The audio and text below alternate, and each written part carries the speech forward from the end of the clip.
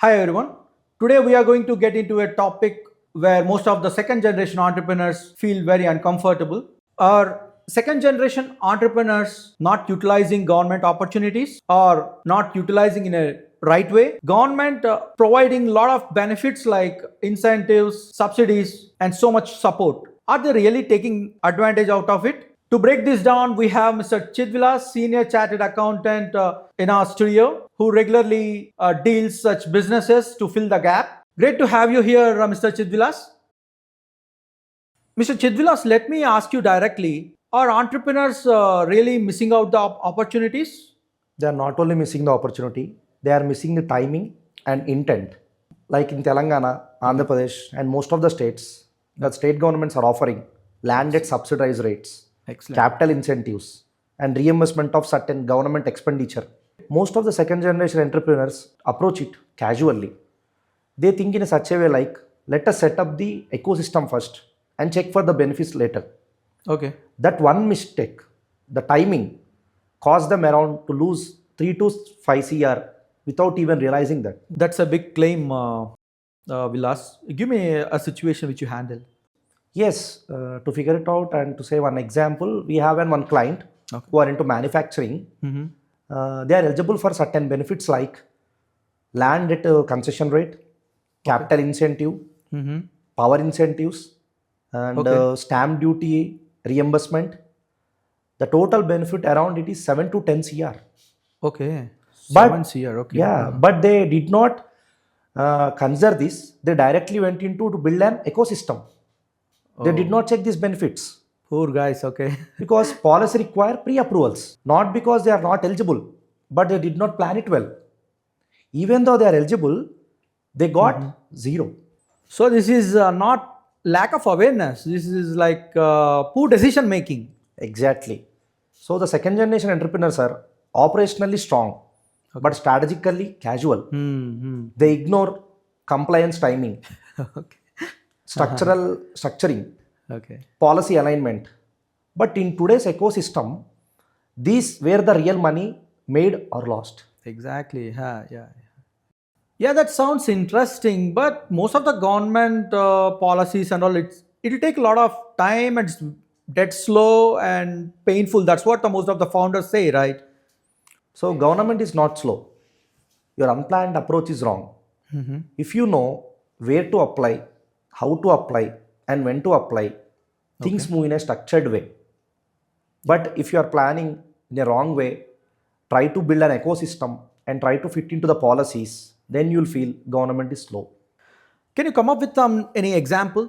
Yeah, we have a lot of examples like I'm able to remember one more client who acquired a private land at a premium rate to establish an industry factory. Okay. But later when they checked it with their neighborhood companies, all those things, they are eligible for an industrial allocation land with even incentives. Excellent. This Okay. would save them around 4 to 5 CR. That's a This is big not a small mistake. inefficiency. This directly can hit their profitability. Obviously, yeah. Yes. Yes, poor guys again. Yes, there should be a proper planning. That's really painful, Vilas. How it connects to funding. It directly connects to the funding because we had a second generation entrepreneur who want to raise the funds. Okay. The business is really strong. Investors are ready. But during the due diligence, the statutory compliances are not up to the mark. And there are a lot of related parties transaction which are unclear. Due to which the deal did not fail, but the valuations dropped by 20 to 25%. Oh, okay. So it does not affect in getting the government benefits. It directly affects the company value. So basically, then it's a bigger structural issue. Yes, because most of the second generation inherit their business. In the business, there are two aspects: operation and strategic. Yeah. Operations, most like they are taking the bold decisions to upgrade systems, increase the marketing. But coming to structural, they need to upgrade the structural decision making thing. Exactly. Yeah. Most of the first generation went with an gut feeling, but second generation can't do that. The present ecosystem does not suits to them. Okay. So they need to have a proper strategic planning, strategy, compliances take care. If they don't do, they can still run the business, but they can't optimize it. Yeah, that's true. Right, Chidvilas, that's a strong statement. Yes, because the real risk lies here. The competitor who understands these all structures properly, compliance all statutory compliances, make use of all government incentives and benefits, always have a cost advantage over you. So it's not about losing the government benefits. It's about losing the competitive position in the market. All right, let's make this actionable. So if I have to simplify this, don't invest first and think about benefits later. Take proper time, whether it can be 2 months, 2 weeks. Take proper time, evaluate what are the possible opportunities in and out of the government, like incentives, etc.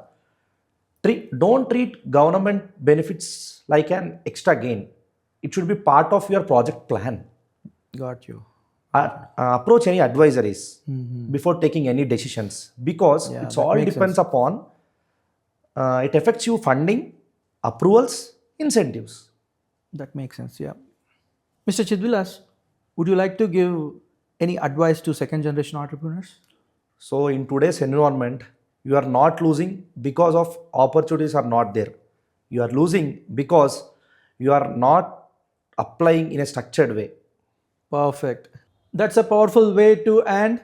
A big thank you, Mr. Chidvilas, for breaking this down with such a clarity. And to everyone listening, if you're building any business, growth is not about expansion, making the things smarter and taking us structured decisions. Let me see you in next episode.